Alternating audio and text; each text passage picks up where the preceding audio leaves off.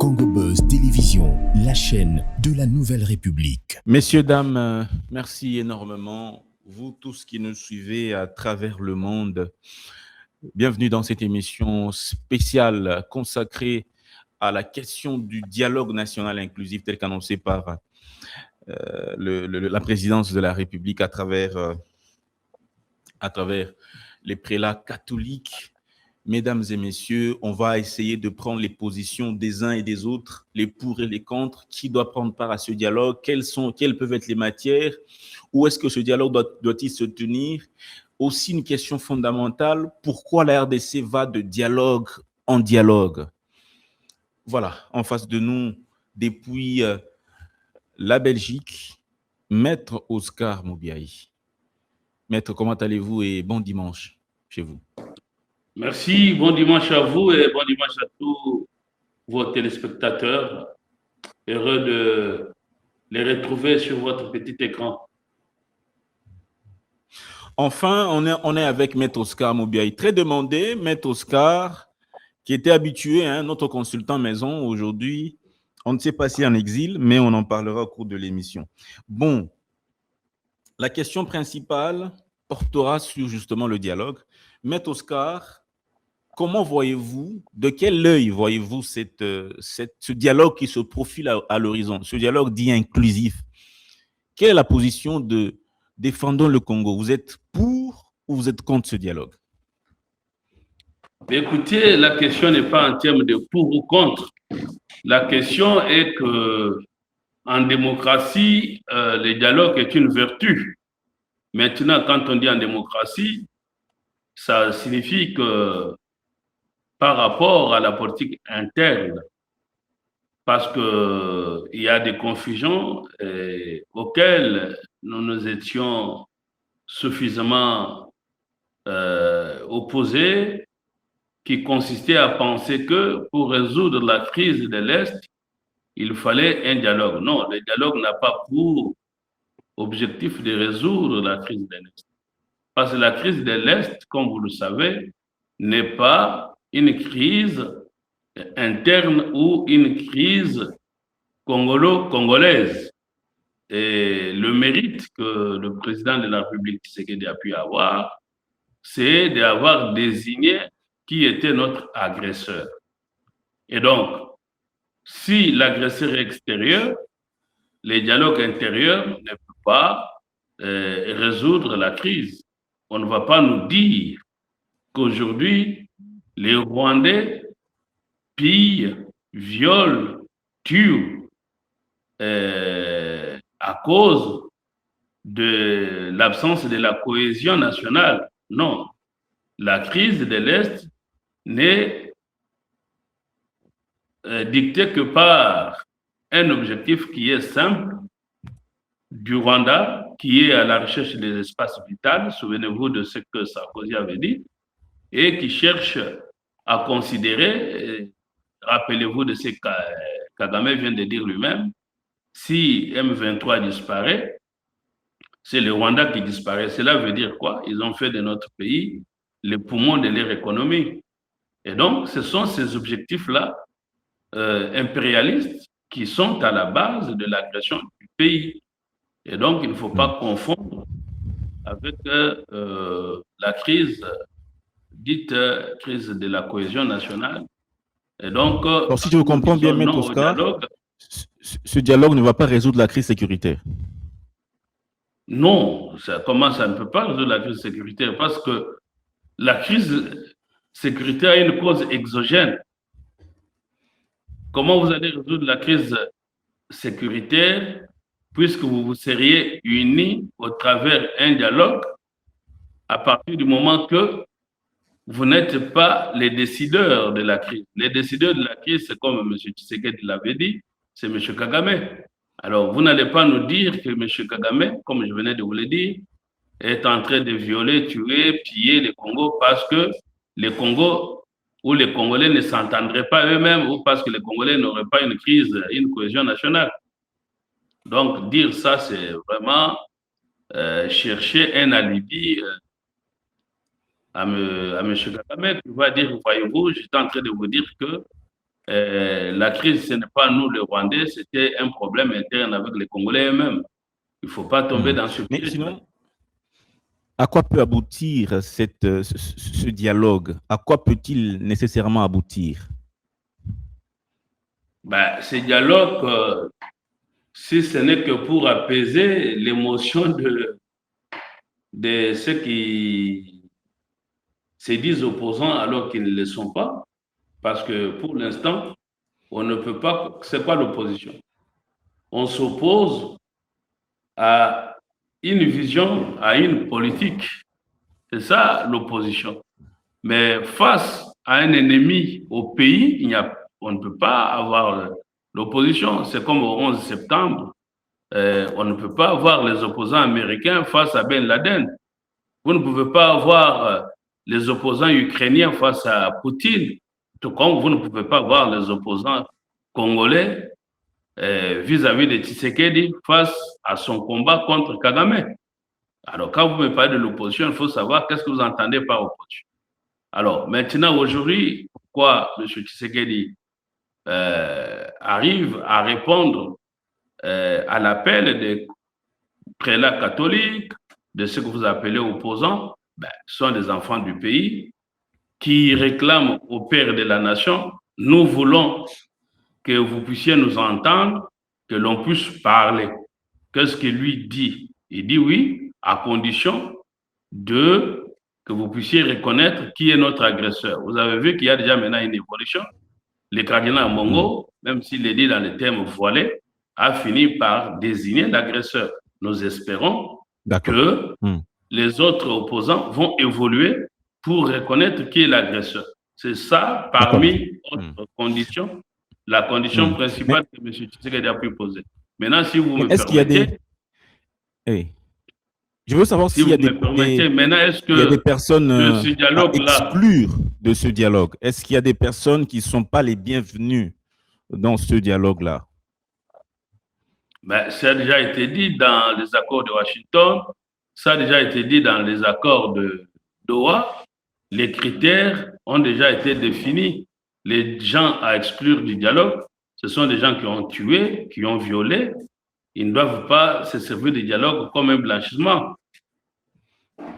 Et si vous venez maintenant avec le dialogue dit interne à pouvoir prendre les gens comme de Kabila, comme de Nanga, toutes ces personnes aux mains entachées du sang congolais, si vous les amenez au dialogue, c'est pour quel objectif?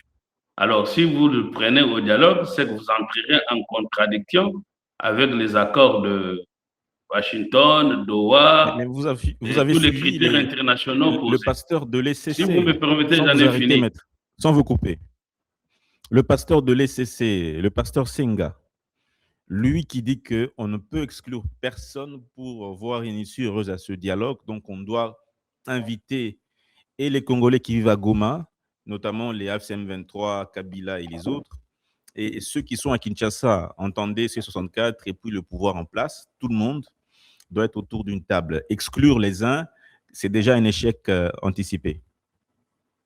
Bon, écoutez, le problème du Congo, c'est un pays où chacun a son opinion.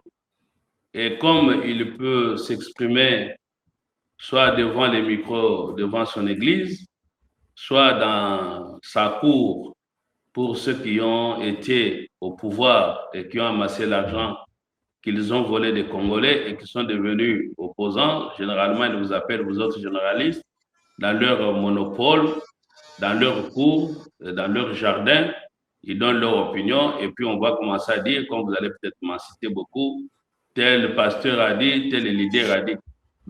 Pourquoi pas alors les Congolais, pourquoi on ne dit pas les Congolais ont dit? Donc ce pasteur, c'est son point de vue qu'on peut bien respecter, mais un point de vue doit être rationnel. Si vous donnez un point de vue pour dire aux Allemands qu'il faut négocier avec Hitler, si vous prenez un point de vue pour dire aux Ukrainiens qu'il faut dialoguer avec Poutine, s'il faut dire aux Américains qu'il faut dialoguer avec Ben Laden, vous comprenez que ce n'est pas un point de vue et que si nous étions un pays rigoureux, des gens comme ça, leur place, c'était d'être frappé d'interdiction des paroles publiques. On allait les lapider. Mais Maître Oscar, il y a aussi maintenant la question du contenu. Quel peut être le contenu de ce dialogue? Et puis, dans quelle ville il doit se tenir? Est-ce qu'il doit se tenir en RDC? Il doit se tenir à l'étranger? Le contenu et les lieux du déroulement du dialogue. Mais écoutez, les dialogues étaient internes. Vous savez que les lieux, c'est symbolique. Peut-être on va parler tout à l'heure de comment on va dire, le changement de la Constitution, parce que ça fait partie un des objectifs du dialogue, parce que certains entendent venir au dialogue pour dire qu'ils doivent avoir des garanties auprès de M. le Président de la République qui s'engagerait à ne plus se mettre sur la voie de changement de la Constitution. Donc, les lieux est souvent symbolique. C'est pour ça, jusque-là, il y a eu des échecs de différents accords de la Constitution qu'il nous faut changer, parce que tout ça, c'était pas sur la terre de nos ancêtres. Vous comprenez? Donc, si vous voulez faire une cohésion nationale, comme on dit, les linges, ça, c'est là votre famille, vous ne pouvez pas aller tenir la réunion familiale chez le voisin. Donc, s'il y a dialogue interne, au sens qu'on le veut, de cohésion nationale, ça doit se passer sur le territoire congolais. Tel est le point de vue de Défendons le Congo. Si dialogue il y a, ça ne doit pas être pour le partage du gâteau du pouvoir. Parce que beaucoup, depuis bientôt 30 ans, on est habitué au dialogue à l'issue desquels on arrive à avoir une recomposition gouvernementale. Et c'est pour ça que nous encourageons M. le Président Tshisekedi de rester droit dans ses bottes, de ne plus ouvrir ces boîtes de Pandore où le dialogue, c'est un éternel recommencement. Mais Maître, quel est votre avis maintenant par rapport à la contradiction entre opposants sur ce dialogue? 664 est favorable à certaines conditions, mais souvent la RDC est totalement opposée. Même l'AFCM 23 est totalement opposée également. Comment vous comprenez ces deux prises de position totalement opposées par rapport à ce dialogue? Bon, écoutez, c'est une stratégie des oiseaux de même plumage. Et donc, comme on dit, les intérêts divisent. Et quand vous avez commencé à faire de mariage contre nature, ça ne va pas résister à l'épreuve du temps. Déjà, quand vous dites M23, AFC M23, qui dit AFC M23, on sait que c'est le Rwanda. Donc, ce sont les gens qui sont la bouche du Rwanda. Et donc, ces gens-là ne devraient pas avoir lieu, enfin, ne devraient pas avoir droit, d'abord, un, au dialogue, et deux, leur opinion ne devrait pas intéresser les Congolais.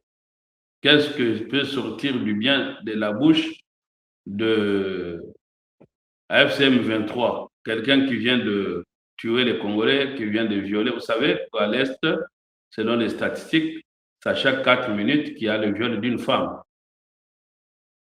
Alors, vous allez maintenant voir un monsieur comme ça, dont la place se trouve nécessairement à la CPI, et qui vient, qui dit Nangadi. Bon. Parce que nous sommes au Congo où on peut dire que quelqu'un peut passer pour commencer à dire qu'il s'est converti, pour commencer à dire qu'il avait ensorcelé autant de gens. Et on l'écoute et puis on lui donne des mabonzas.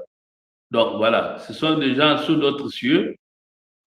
Quand on s'est compromis, la rigueur de l'opinion nationale sur laquelle nous travaillons, ce n'est pas un problème de tous ces petits politiciens que vous voyez là-bas, qui tantôt ils sont FCC, le matin, le soir. Non, non, ce n'est pas ça.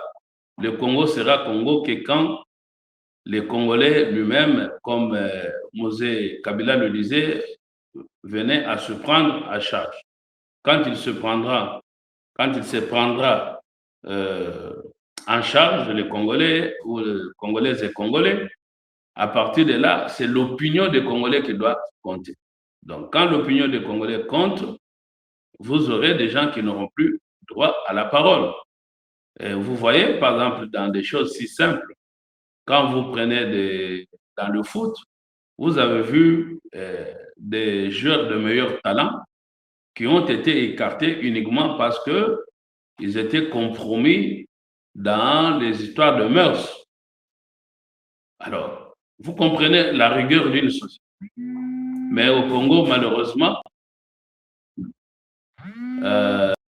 on ne peut pas, on est étonné de voir quelqu'un qui a tué les Congolais, il a tué les armes, il a tué les Congolais, aujourd'hui comme hier, hein, parce qu'il y a ceux qui se vantent d'avoir été dans la rébellion hier, et qui continuent à parler aujourd'hui pour dire qu'ils sont devenus opposants. Et en même temps, vous avez les gens de M23 qui parlent. Ben, tu as tué les Congolais, tu n'as pas droit à la parole, monsieur. Vous comprenez?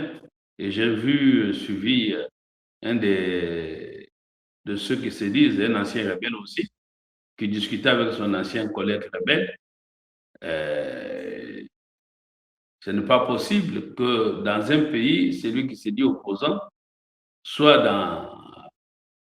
en train de discuter avec un rebelle. Un rebelle ne discute pas avec. Comment on peut donner parole aux rebelles? Ce n'est pas possible.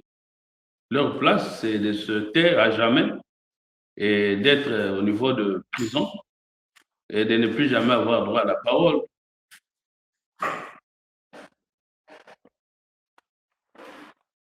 Du moins la parole publique. Moi, je parle de la parole publique. OK? Monsieur Dan. Vous avez suivi également un professeur Kabamba, Bob Kabamba, qui dit que ce dialogue, c'est juste un moyen pour permettre au président Tshisekedi d'aller au-delà de 2028. C'est ça l'objectif selon lui. Qu'en pensez-vous? Mais écoutez, cher ami, bon, déjà, quand vous me dites professeur Kabamba, Bob, OK? Il est professeur en quoi? C'est quoi sa spécialité? Sciences politiques, ce que je sache. Bon, vous comprenez que ce n'est pas un juriste. Pourquoi je l'ai dit? Les valeurs du Congo, c'est depuis 60 ans qu'on ne puisse pas recourir à l'élite. Et donc, la vraie crise congolaise, c'est la faillite de l'élite. Non pas parce que le Congo n'a pas d'élite, mais le Congo n'est ouvert dans ses yeux que vers la lumière extérieure. Le monsieur que vous me citez n'est pas juriste. S'il était juriste, il aurait fait une lecture de la Constitution qu'il dit lui-même avoir écrite pour comprendre qu'à l'article 70 de la Constitution, il est prévu que le président de la République reste en place jusqu'à l'installation du nouveau président élu. Donc, si M. Tshisekedi, le président de la République Tshisekedi, était dans cette optique de vouloir s'éterniser au pouvoir, ben, ce que M. Bob Kabamba appelle glissement, qui est l'invention de leur laboratoire pour permettre à Kabila de glisser, ben, le président Tshisekedi en aurait tiré profit parce qu'il allait que s'appuyer sur l'article 70 et qu'il allait rester autant d'années qu'il le pourra.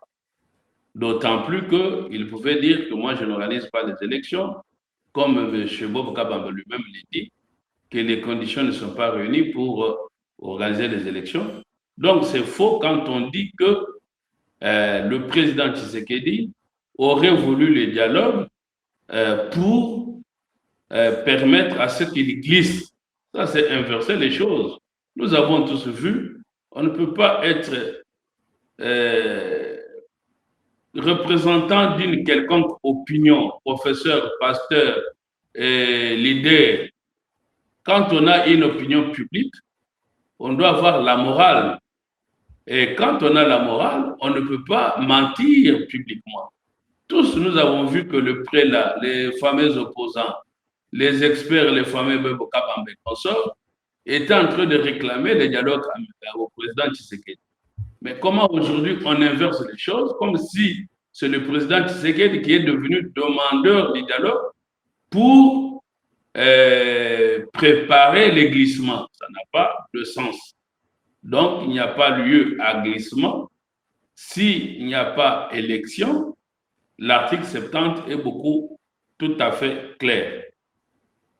Concernant la durée de préparation des élections, Monsieur Bob Kabamba vous dit qu'il a accompagné tous les cycles électoraux, non seulement au Congo, mais aussi en Afrique. Retour sur bilan.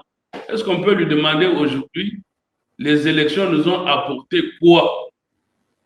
Ou alors cette fameuse démocratie, qui n'est qu'une démocratie électorale, qui ne dure que l'espace d'un matin où les gens vont jeter leur bulletin de vote dans les urnes.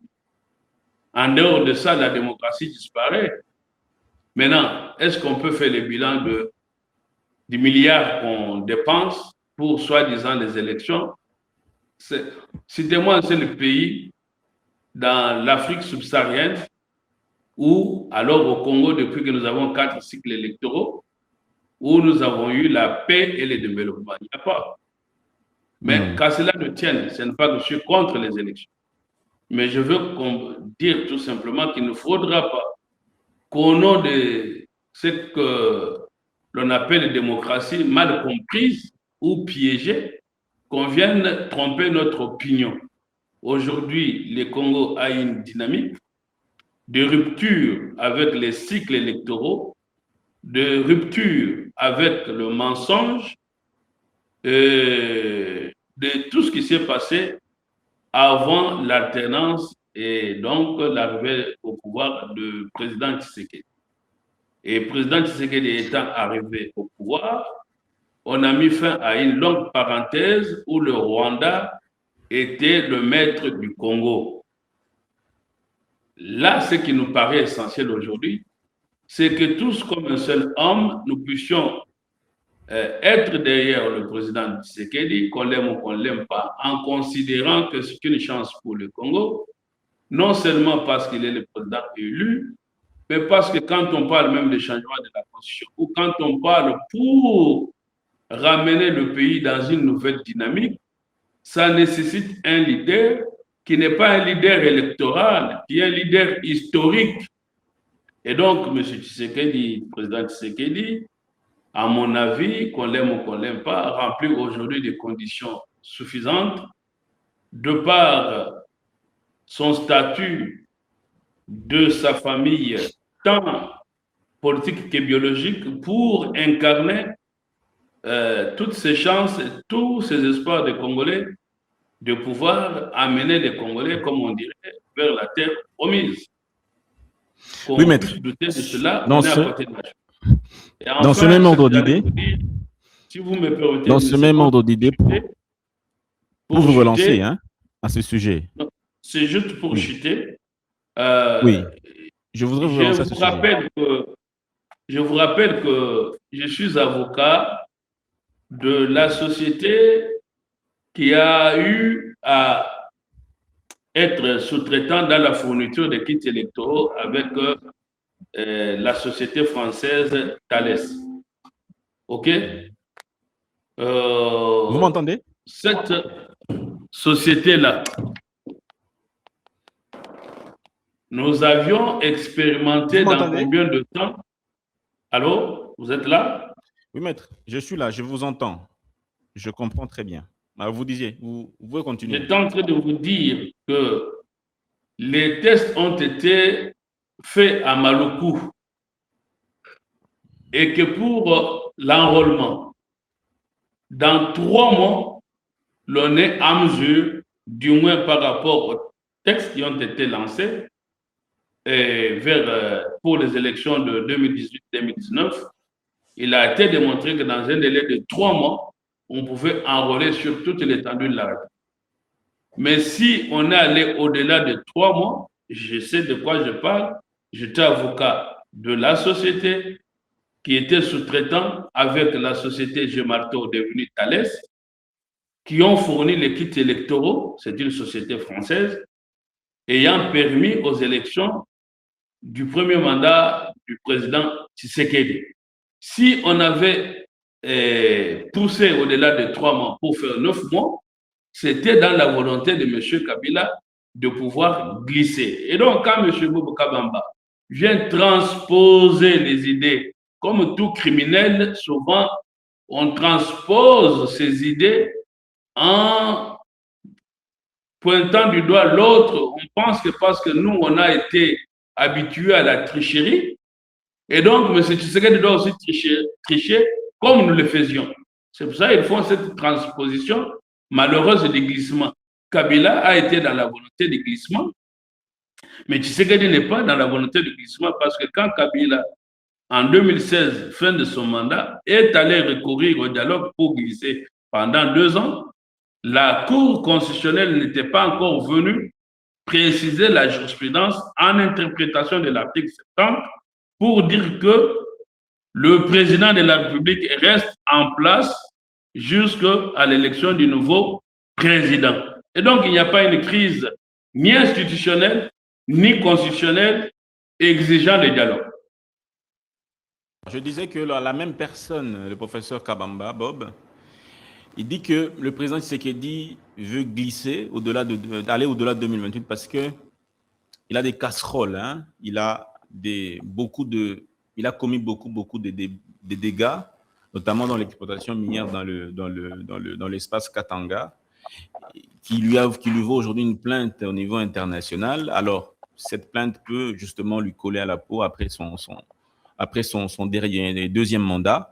Voilà pourquoi il veut s'accrocher au pouvoir pour se préserver de ces poursuites-là éventuelles après son mandat. Qu'en pensez-vous? Bon, écoutez, ne me poussez pas trop à commenter la parole de M. Bobo Kabamba comme si on allait faire une fixation sur lui. Je comprends ce qu'il dit tout simplement parce qu'il est analphabète quant à ce qui concerne le domaine du droit. Parce que le domaine du droit, c'est un domaine étranger à ceux qui ne sont pas initiés. Et donc, quand on n'est pas initié dans un domaine, on ne peut pas se permettre d'opiner et surtout sous une casquette d'un expert. C'est dommage qu'on lui tende le micro pour qu'on lui pose des questions sur des questions dont il n'a pas la spécialité. Donc, à partir de là, pour répondre directement à votre question, voilà, M. Tshisekedi aurait des plaintes en Belgique. Mais s'il y a des plaintes en Belgique contre le président de la République, est-ce que ça serait pour lui un motif de pouvoir se cramponner au pouvoir? La réponse est non. Tout simplement parce que est-ce que son statut du président de la République lui ferait bénéficier d'une immunité par rapport aux infractions dont il serait poursuivi en Belgique? La réponse est non. Ici en Belgique, on voit leur propre roi poursuivi pénalement. Ça ne pose aucun problème. Le président Tshisekedi vient sur le sol belgique presque, on va dire, chaque mois et il les répare librement. Maintenant, est-ce que son statut du président constituerait une immunité diplomatique? Si oui, pendant l'immunité diplomatique, la prescription est suspendue. Et donc, si le président Tshisekedi peut maintenant avoir peur d'être poursuivi en Belgique au cas où il venait à ne plus être au pouvoir, c'est que ce fameux Bob Kabambe est en train de nous dire que le président Tshisekedi est obligé de rester éternellement au pouvoir jusqu'à ce qu'il va mourir parce qu'il a peur de poursuites pénales qui ne sont même pas encore engagées parce que nous sommes en Belgique, nous sommes avocats et nous n'avons vu, en dehors de ce qui passe à la télé pour raconter des histoires, il faut qu'on connaisse qu'est-ce qu'on entend par poursuite. Il ne suffit pas seulement de faire comme d'autres enfants égarés du pays qui sont allés à la CPI, alors que tout le monde sait, en tout cas, il n'y a qu'au Congo où on peut voir des aventuriers venir s'amuser. Tout le monde connaît le mécanisme, en tout cas pas si tout le monde, mais nous ne pouvons pas avoir le temps. Quand on aura le temps, peut-être dans d'autres émissions, on va revenir sur le mécanisme des saisines de la Cour pénale internationale. Maintenant, on habitue à voir les gens qui s'amusent d'aller à la CPI alors qu'ils n'ont pas compétence, alors autrement dit qualité, de pouvoir saisir la Cour pénale internationale. Ils vont inviter la presse pour dire nous avons été portés plainte contre M. Tshisekedi ou président Tshisekedi devant la Cour pénale internationale. Alors qu'en réalité, quand on est avocat, dans les pays où nous sommes, si vous initiez une plainte par complaisance, eh bien, on vous engage de poursuites disciplinaires contre vous parce que vous avez été complaisant. Un avocat ne peut pas être complaisant. Ça, c'est pour ceux qui ont déposé plainte, tant en Belgique comme soi-disant CPI. Et pour ceux qui ont déposé aussi plainte, donc les gens de C64, ben, ils vont déposer une plainte de complaisance où manifestement il n'y a pas d'infraction qu'ils appellent trahison. Mais il n'y a aucune infraction qu'on appellerait trahison qui serait laissée aux Congolais pour être reçus en plainte. S'il y a l'infraction, c'est l'infraction prévue, je crois, à l'article 165 de la haute trahison et les conditions en sont définies. Mais ce n'est pas comme ça un individu qui se réveille pour vraiment faire entendre de lui afin que finalement ils soient invités parce que ce sont des gens qui sont habitués à être nourris aux mamelles du pouvoir. Ils se réveillent. Non, nous sommes allés porter plainte. Mais vous portez une plainte qui n'a aucune assise juridique. Donc, c'est pour vous répondre, pour vous dire que ça, ce sont des arguments fallacieux. D'accord. Dans le même ordre d'idée, puisque vous êtes également en Europe depuis quelques mois déjà, une certaine presse nous informe en fait, nous informe que vous aurez également des casseroles en ce qui concerne le domaine minier dans cette partie du pays-là, ce qui expliquerait même votre départ un peu prolongé pour l'Europe. Qu'est-ce que vous pouvez préciser par rapport à ça?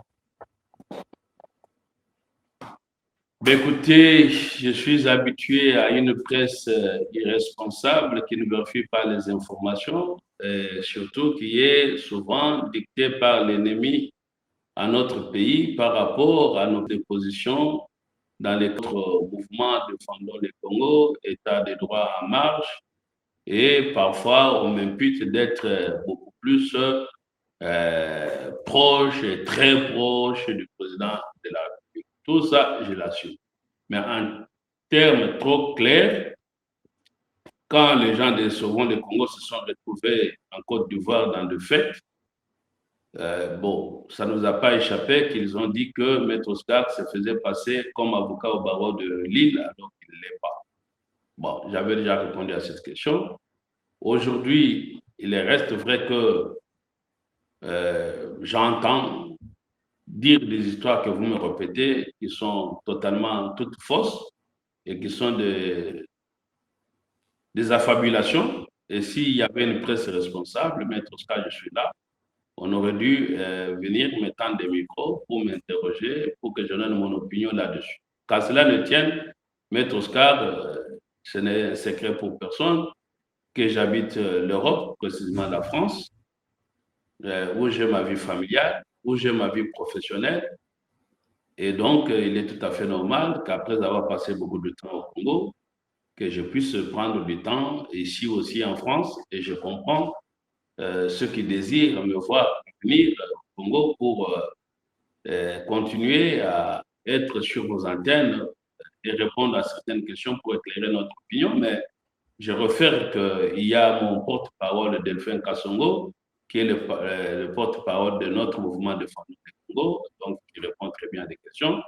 Maintenant, pour ne pas faire la langue de bois, la question, tellement qu'elle devient trop récurrente, liée à ma personne et liée à ce que vous appelez secteur minier, je pense que je vais alors, pour éclairer notre opinion, convoquer un point de presse et comme ça, je m'exprimerai de manière définitive et que je serai même amené à sortir de mon droit de réserve pour confondre. Mais à quand ce point de presse?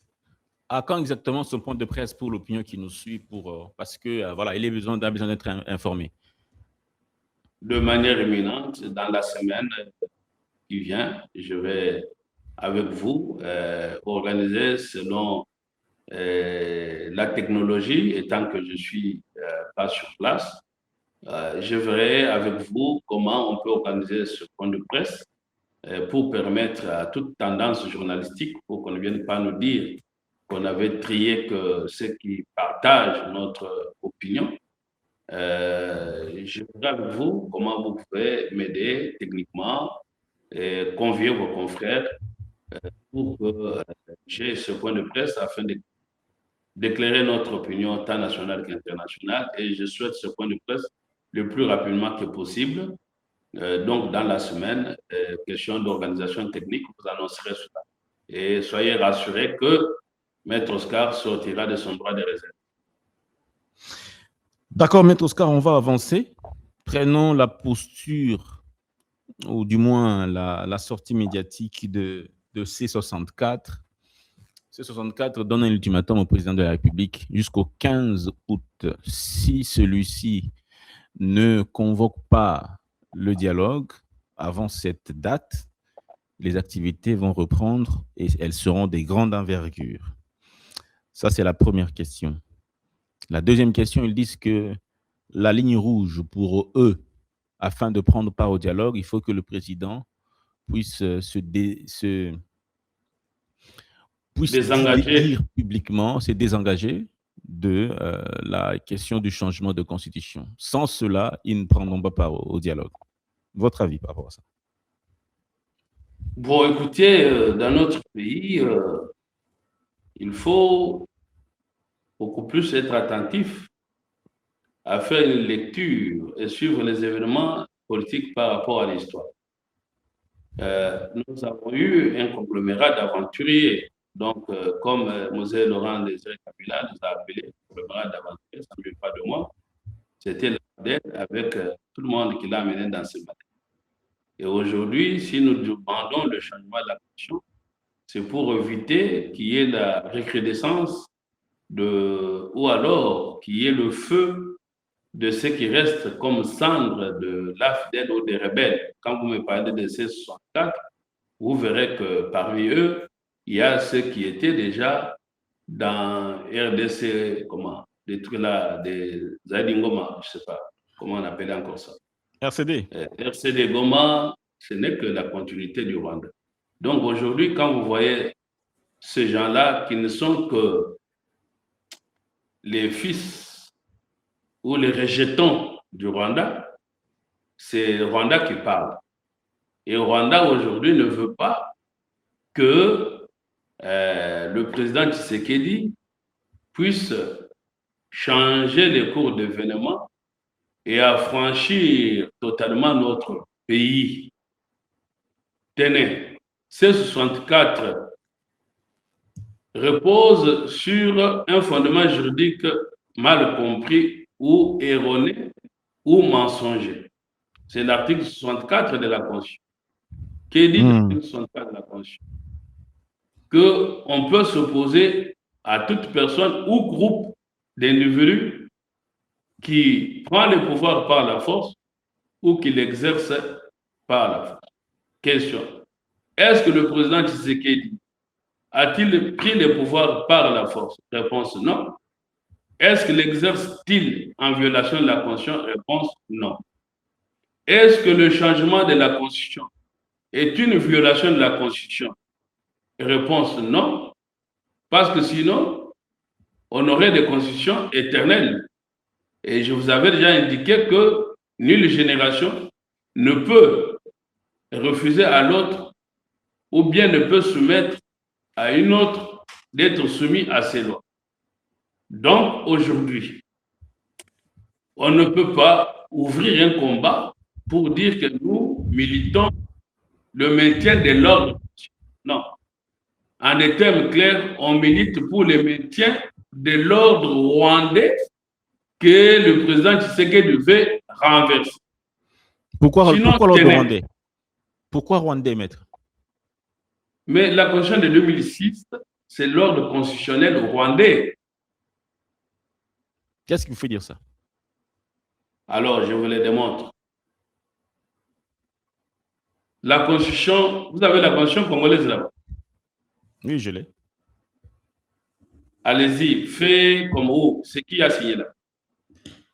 Vous dites? Lisez-moi qui a signé cette Constitution. Citez-moi le nom de fait à Kinshasa ou je ne sais pas où. C'est qui le signataire?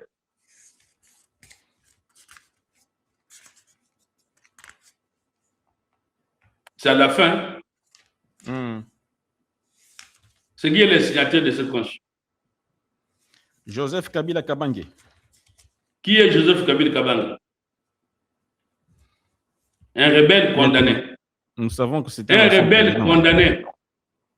Êtes-vous fier d'avoir une constitution signée par un rebelle qui répond aux ordres de Kagame qui ne s'en cache pas? Donc, ça, il ne faut pas chercher d'autres preuves. C'est une constitution de l'occupation et le combat que l'on fait contre Tshisekedi aujourd'hui, c'est parce qu'il veut mettre fin à l'occupation. Maintenant, je vous pose une autre question pour vous les démontrer. Il nous reste 5 minutes. Juste pour. J'en ai une seconde. Si vous me laissez mon temps de parole, je finis dans 2 minutes. Je vous démontre autrement par rapport à la question que vous me posez. C64 veut maintenir l'ordre constitutionnel. Quand vous prenez la Constitution, il est interdit la prise de pouvoir par les armes.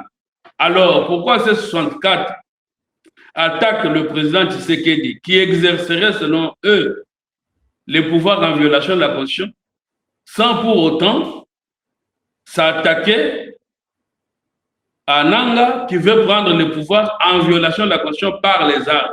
Et ils exigent même que pour que le dialogue se tienne, il faut que leurs alliés, Kabila et Nanga, soient là.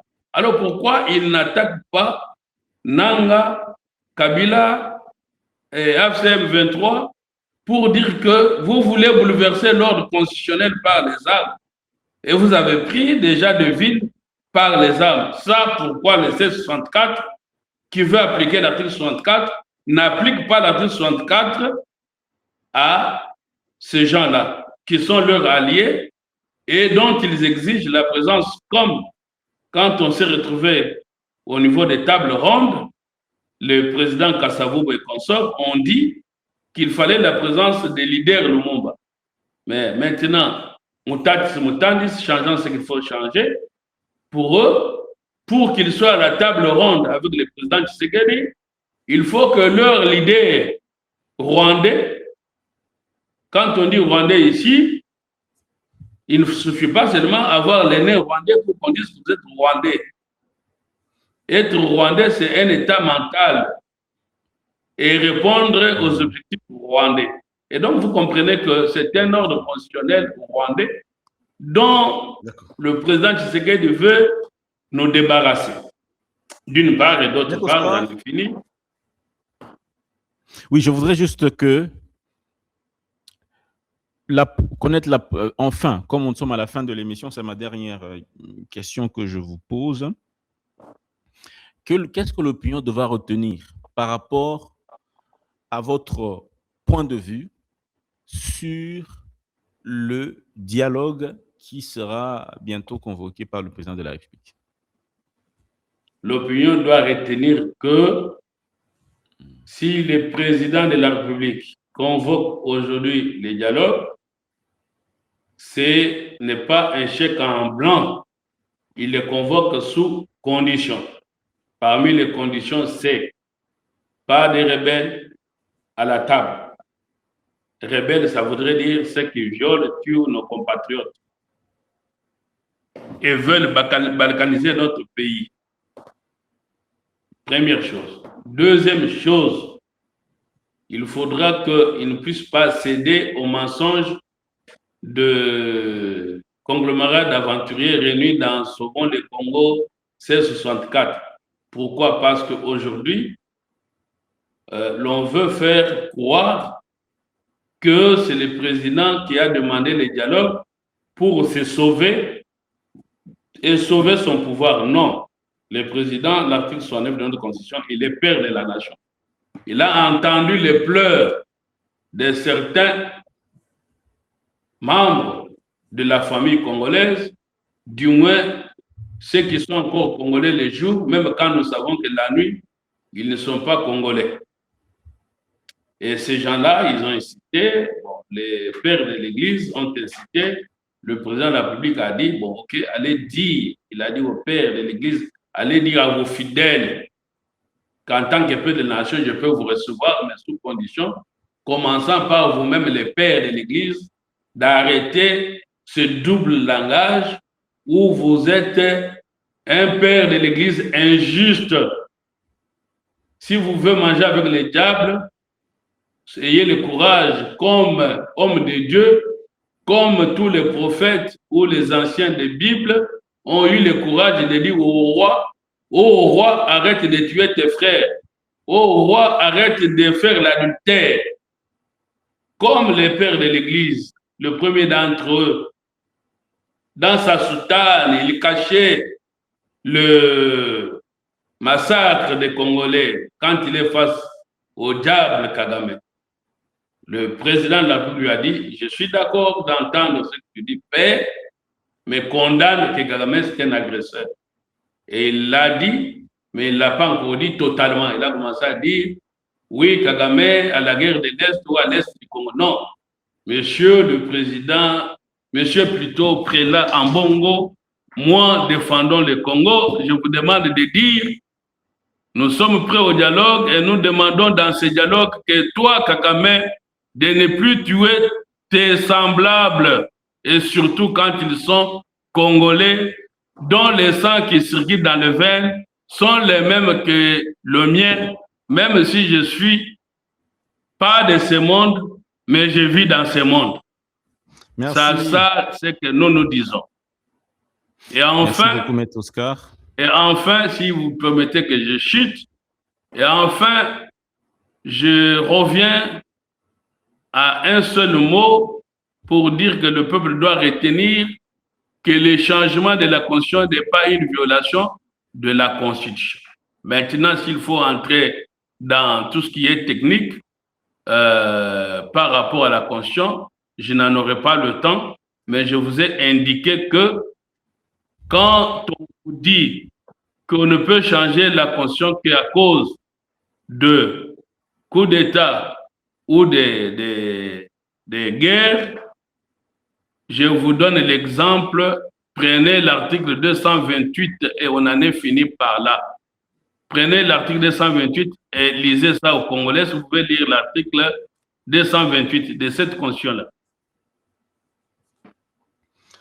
Sans préjudice des dispositions de l'article 222 alinéa 1er, la Constitution de transition du 4 avril est abrogée. Dites-vous, répétez bien, la Constitution est abrogée. Ça veut dire qu'avant 2020, avant 2006, on avait une Constitution que vous appelez la Constitution de transition. que la Constitution 2006 a abrogé. Est-ce quand on a abrogé la Constitution d'avant 2006, est-ce qu'il y a eu la guerre? Il y a eu le coup d'État? Donc une Constitution peut en abroger une autre. Sans qu'il y ait guerre, sans qu'il y ait coup d'État. Ça, il faut que l'expert Bob Kabamba retourne aux études pour apprendre que en Belgique où il vit, l'État belge est passé de l'État unitaire vers l'État fédéral et donc ça entraînait une réforme constitutionnelle. Il n'y a pas eu la guerre en Belgique. Brésil a changé la constitution, il n'y a pas eu de guerre. L'Allemagne, contrairement à ce que M. Sessangadeli dit, on le renvoie à l'article 146. En Allemagne, le référendum est fédéral aussi, bien qu'on minimise les recours à un référendum au niveau fédéral.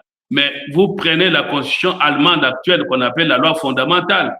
C'était une constitution de transition qui devait prendre fin à l'unification de deux Allemagnes. Mais après unification, on a trouvé que cette constitution de transition convenait, on l'a maintenue jusqu'à aujourd'hui. Il n'y a pas eu guerre. Maître Oscar Moubiaï, c'était un plaisir de vous avoir reçu encore une fois depuis la Belgique. Les téléspectateurs qui aiment bien vous écouter ont été certainement satisfaits de vous suivre cet après-midi. Mais ce qui est certain, c'est que Maître Oscar va faire un point de presse dans les jours qui suivent, il l'a dit. Eh bien, nous vous convions à prendre part massivement à ce point de presse qui sera diffusé certainement en direct sur Congo Buzz, votre chaîne. Donc, on attend que Maître nous précise certaines informations le concernant personnellement sur ce dont on apprend sous lui dans les médias. Maître Oscar, plaisir immense. Salutations à toute la famille belge qui se trouve sur place. Salutations à vous, merci beaucoup, tout en précisant que Maître Moubiaï, ce que je dis, en dehors de ce que je dirais lors du point de presse, est scientifique. Et depuis que j'étais arrivé au Congo et jusqu'à aujourd'hui, je vois seulement, on dit les grands professeurs, ils sont éminents, mais si ceux qui disent le contraire de ce que j'ai dit peuvent accepter un débat contraire, le pays en sortira agrandi parce que c'est des chocs des idées que jaillit la lumière et notre opinion a besoin de la lumière que de mensonges ou d'obscurantisme dans lequel on le plonge, tout simplement parce que on s'est dit leader, tout le monde est président là-bas alors que nous n'avons qu'un seul président qui est M. Tshisekedi. Le reste, c'est président, honorable, ceci, cela. Voilà un peu. Merci énormément, Maître Oscar. Merci également à vous, chers téléspectateurs. Merci à l'équipe technique. On va se retrouver donc dans les prochains jours pour le point de presse de Maître Oscar. Allez, on va se quitter. Au revoir. Congo Buzz Télévision, la chaîne de la Nouvelle République.